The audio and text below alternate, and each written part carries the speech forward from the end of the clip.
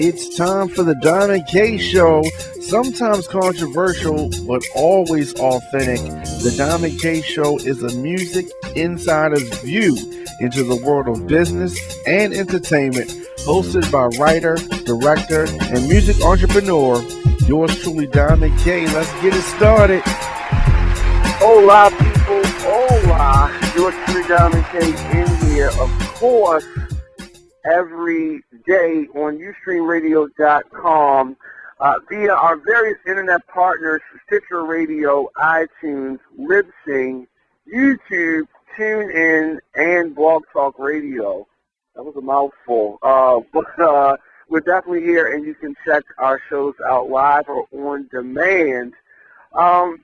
Sometimes I'm controversial, always authentic. Diamond K in here, and today I'm going to be talking to a very talented woman, and we will get to her momentarily. What I want you to do, of course, if you can hear me, and if you hear me, then obviously you hear me. Log on to UstreamRadio.com and join the mailing list. We give away all types of prizes and surprises weekly, so make sure you go and join the mailing list. Very simple to do that. Now, with that being said, let me go to my guest because she's got things to do. I don't want to keep her. I don't want to keep her waiting. I have time for you, Diamond, okay? I definitely don't want to keep her waiting. I'm joined right now by the actress, the model, the writer, and the director, Debbie Lewis. How you doing? I'm doing good. Thank you. Good day. Hola, everybody. Oh, hola. How do you first say? No, stop right there. Don't. Okay. I think I'm doing good. I'm doing good. Very good. So, what part of the world are you in? I'm in Atlanta, Georgia, as we speak. Very good, very good. As am I, momentarily. Okay. Absolutely, but you have a lot of projects that I want to talk about. But before we get into all of the recent things, I want to kind of go back to the beginning, and I want to know, when did you realize that you wanted to be an entertainer? My first show was in summer camp at John F. Kennedy Jr. Middle School, right by the AU Center. And I was 7 years old, and we did The Wizard of Oz. I wanted to be Dorothy and stuff, but since I was 7, I had to be a yellow brick or a munchkin. So I was a yellow brick, and we sung ease on down, down the road. So, and that's how I got started, and I've been easing on down the road. So from that point, you got the bug. It was bit with the acting bug. Yes, it was the acting bug, and my mother actually showing that it didn't matter what part you was. A production needs everyone to do their part good. And it felt good of how my family and stuff received me that night. So it was a lot of feelings I can remember about being 7 and on stage. Yeah, I like that. Wow. So you were you nervous? I think I was nervous. But the best part is getting to the end. So it's always like you're looking at per scene. But once you get to that last part, yes, and you know for real, if you really done a great job and hit it. But if you stop and think in between anything, it would throw you. Cause we entertaining, but it still Absolutely. is. Yeah. So don't think nervous. Should have thought about it before it passed. So now it's time to perform, execute. So from there, how did things progress from there as far as your acting and your writing? Well, after, I guess, the elementary days and stuff, so I did a lot of I wanted to go to North Side really, really bad. Growing up in Atlanta, at the North Side was the school of be somewhere, be somebody at North Side. But I didn't make it into North Side. So I felt really bad when I thought going to Harper High. I went to Charles Lincoln Harper High. And I was like, man, this is not an acting school. But to be out of a community that everybody was going to a school for acting, so it was 1,000 actors, to go into a community that it was only 5 of us. Oh my goodness. It really brought the intimacy of learning the arts and actually becoming really good. So in high school, I think all my real confidence came. And here it is. Until I did not cross over into college to actually go all the way, like New York or LA. I had those sad little doubts of, oh man, I should have kept on going from high school and just went out there all wings, and here I am going to conquer New York. No, I didn't do that. I went to West Georgia and I became a nurse. And then see, and you want me to keep going how I go from there? Oh my goodness. Interesting. I mean, you so in that field, did that hold back your creative juices, or did it develop it getting into the nursing field? Okay, I guess really growing up in Atlanta and have a real close-knit family, I think it built up my confidence over the years because I didn't step out and take that chance, like just all by myself as a young lady going out there. But it seemed like the Lord always touched me to be active. So even if my friends or somebody else took that challenge and did the I am alone going to be a waitress somewhere, I never not did a project. Even when I met you, over the years, we met still in the business. So I always been in the business, but it's always been ATL. So if anybody came back home or anybody had something, I was already in 4 plays. Or I had already did 2 independent films. Or I had already started a film with somebody and it didn't get done until one day I was like, I think I can do this. And I started being a part of a whole bunch of people projects and actually started writing projects and putting out my books and producing my plays. So it's like a whole bunch of levels took place to show me the independency of, see, you can do this. You can, I've been liking what I'm doing. Yeah.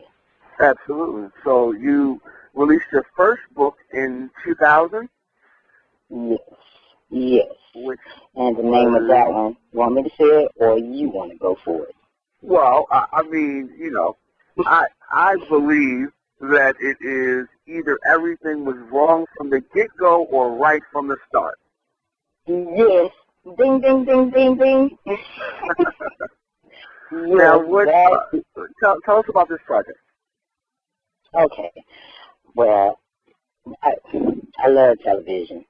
And back in the day, that's when Urkel girlfriend with the big chest, the one who talked real fast, who I think Jamal used to be with, but the one who spoke real fast, she passed away.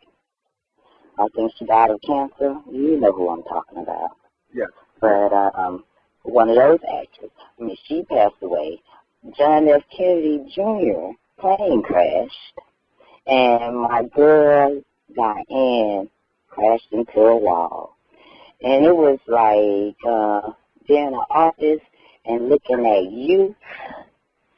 It was like it didn't even matter who you were. All our time was going to come to an end. So the President Jr. plane don't fell out the sky. My girl done crashed into the wall, and one of my favorite actors passed away. So this book is The Day That John F. Kennedy Jr. Plane Crashes. It takes place from early in the morning on that day to the next morning. So it's a 24-hour story, and it is also my homage. Have you ever heard, like, Water for Chocolate? Have you ever heard of that movie? Yes. Like Water for Chocolate. Yes. So it is the grandest love story I ever read and watched at the same time. And it's 20 years of friendship from 1978 that the four characters were in high school, but it's 20 years later, and they didn't say all the things they wanted to say and do in high school. So in 24 hours, all their four lives will cross again, and either everything will be wrong from the get-go or right from the start. Very nice. It seems like that was almost like therapy for you. Yeah, it was. It was like, so it brought them back out of the 20 years ago when you had your youth, and I guess this one day is, it can be taken at any time. So either now you're on cross paths with these people, you gotta either say something or you're gonna let it go again. But that don't mean you might not get hit by that bus or fall out that plane or crash into that wall or die of cancer. So it's, either gonna be wrong or right if you tell somebody how much you love them, or it's gonna be wrong or right if you don't share how much you love them. So you better do something. Absolutely. You also had the chance to work with someone very special to you on your production, The Sweetest Thing. Let's talk a little bit about that. The sweetest thought, I got my son and I had a great time working with you. So yeah, I'm gonna keep plugging that in on the bachelor party. Hey, he's a great writer, and it was crazy to be in a movie with my son, and he was playing somebody else's son. So that felt good to share the son love. And so thank you for letting us work together on your project. But the sweetest thought, I really appreciate that. The sweetest thought was the first play that I wrote that took 33 minutes to complete a whole thought. It was the Columbine. Okay, back in the day, the Columbine went down, and the fellas was in high school, and at the time, I had just went through a divorce, and my son, I only had one child, so he was going through the divorce also. And my son came and said, Mama, you ain't never asked me how I felt about the divorce, even though me and his dad had them things and whatever, and I liked how he really was looking at it. Like, you never asked me. And when I asked the Lord, I always try to be mindful of my surroundings, my situations when I write. So when I get in a quiet place to pick up a pen and paper, I ask that the right things come out of the point or the morals or values that I feel like need to be shared at the time. So when I wrote this play, it's about four parents and four children, and dysfunctional the different ways a parent could be, and a different way a child could be. And so every parent was pretty much by themselves. So you have the one divorcee, you have the overbearing mother, you have father who is too harsh, speak too hard. Even though you raising a man, you still ain't got, just speaking too hard. And then you had a family that was really, really love of God, Jesus Christ, and the Holy Spirit, but the son didn't believe. So it was all these different ways of how your child could be and how a parent could be. And in 33 minutes, Lord said, you don't have much to say because you won't hold their attention no more than 30 minutes if you was talking to a child. So you try to get all your good points out first. So while drifting off or the subject change, you want to at least make sure you got the great stuff out that they need to hear first. And that's what I did on the sweetest salt. And it's on IMDb, the full length of that. And short film is on IMDb because I thought the people should know that sometimes we can talk too much and not let them breathe. And sometimes we can talk not enough. And now they running everything. So everything.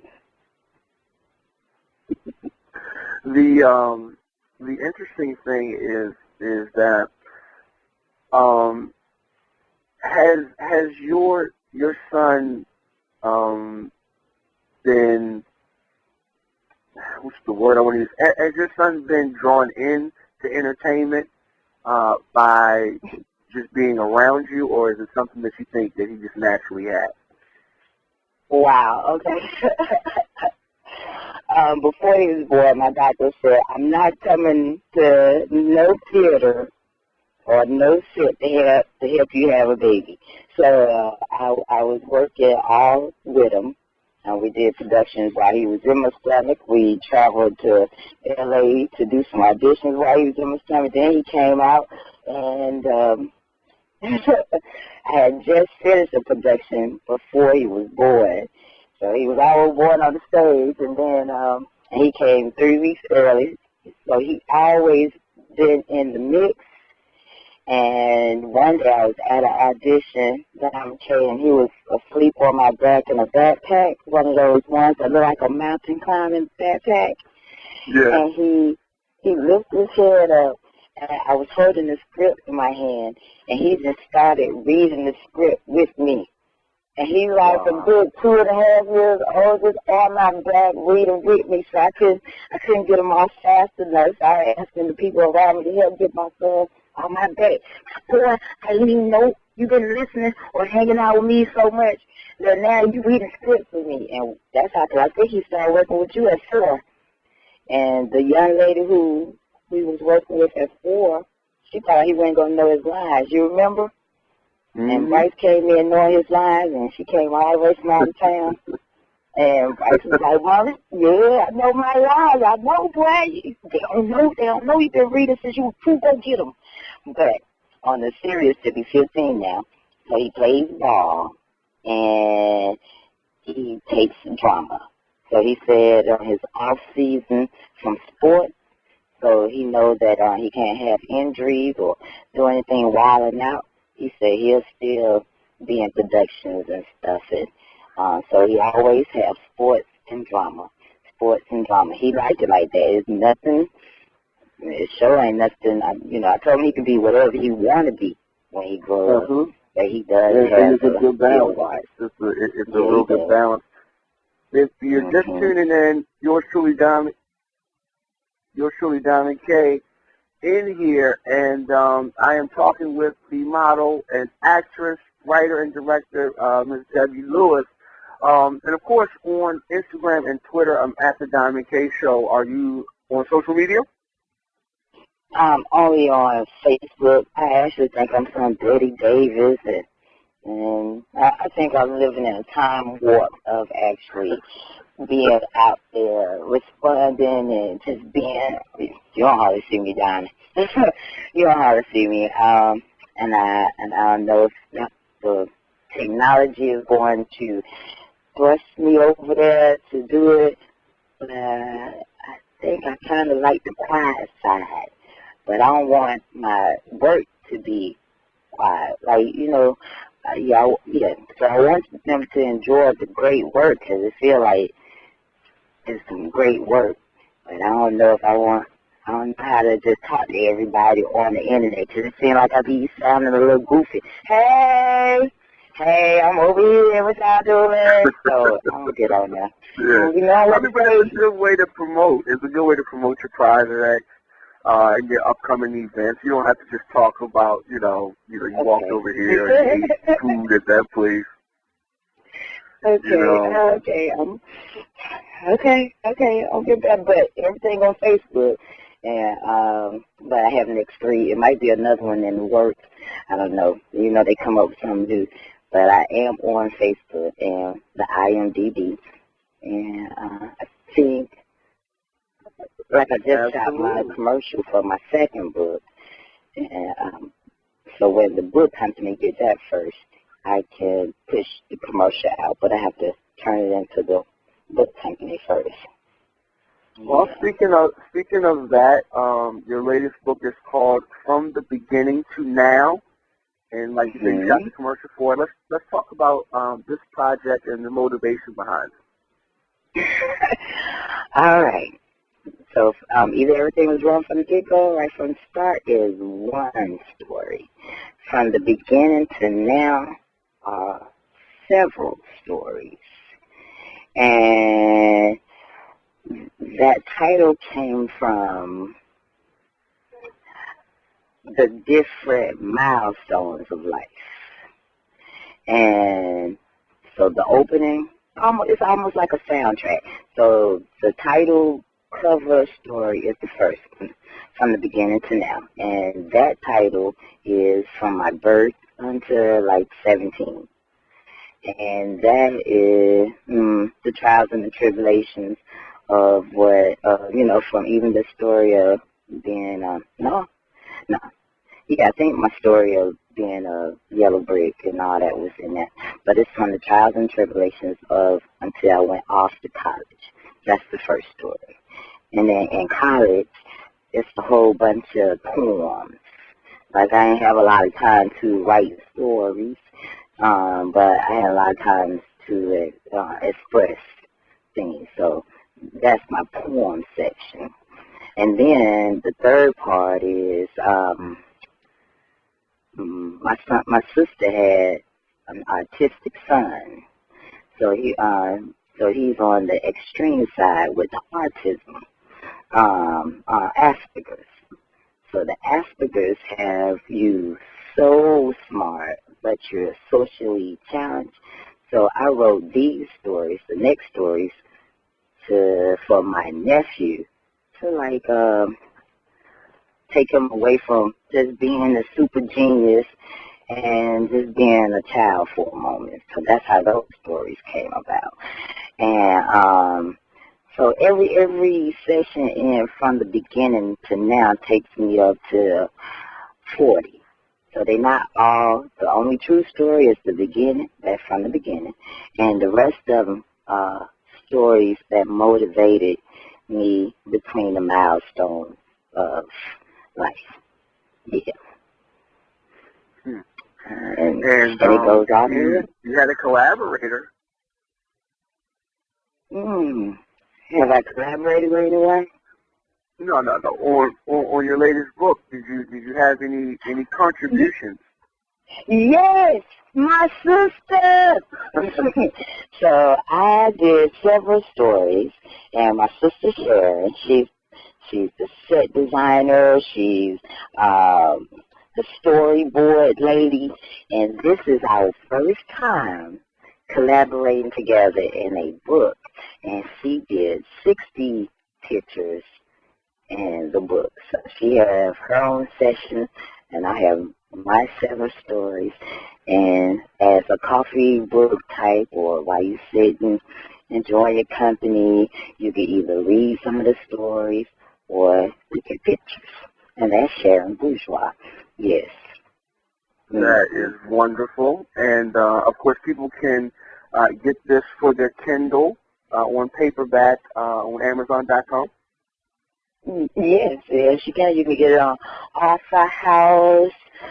Oh, hold on. You want me to release some of the information, or Please do. Okay, let me see. Here we go. I have the following. You can get it at Author House, soft cover, and it's the numbers. That's what they're giving on here. So you want these numbers? What? Or you can do www.authorhouse.com, and if you want the soft cover, it's 978-146-7025 935. And then I have a hardback, and you have the ebook. So you are even though you're resisting, you are embracing the internet because the the ebook and the Kindle version, that kind of stuff. I really read my books now on my iPad. Yeah, well, you got to. So what is in the future? What is in your future plans? What is next for Debbie Lewis? What is next? And I guess the second one, I wrote this one because I didn't want to be just categorized as a one type of book person. So I like the several different stories to show the several different styles of writing. And now I think I'm ready for the vision. So most of the time, Diamond, I think you see my first movie, The One.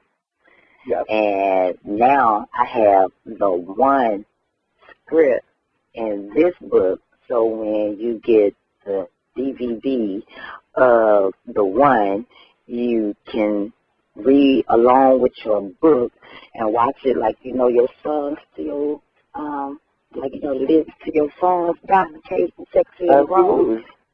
You don't get all your characters and what they're saying. So in this book, I am breaking down, doing all the visuals. I'm up for selling stories too, but I am feeling now I have all these beautiful words and all these characters locked in a book. I can't wait to see them come alive.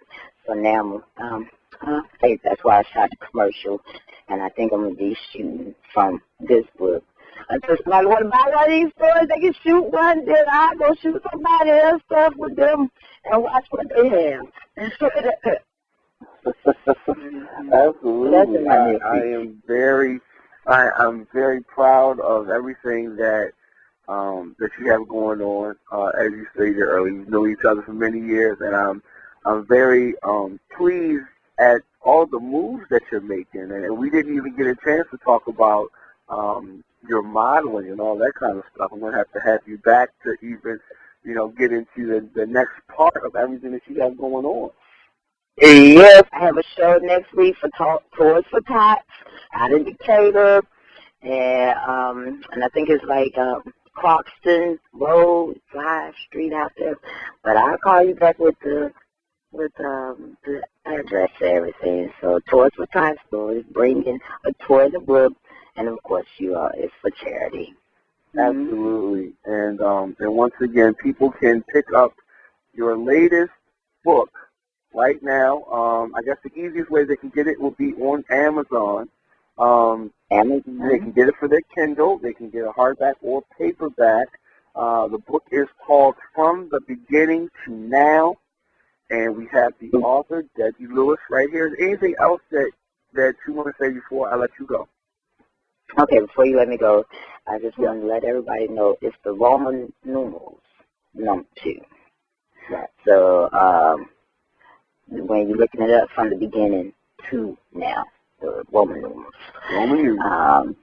Yeah, so when you look for the word T-O. Okay. Other than that, Bryce is saying hi. So I said, what's up? I sure will. And I just want to say thank you for even taking interest. I appreciate it because Diamond K, my mama always said, if you stop now, they ain't going to never know you. So thank you for keeping me in the know. Well, thank you, and definitely I'll be talking to you very soon. All right. Enjoy. Have a great show. Happy holidays, everybody. Buy the book. Then instead of playing charades, everybody can read all the different characters because that's the type of writer I am. I forgot to tell you, it's not novels. It's not books. They already scripts. So when you open up my book, you are the character. So you can get all the guys on the male parts, you can give all the girls, you, the host, can take the main character.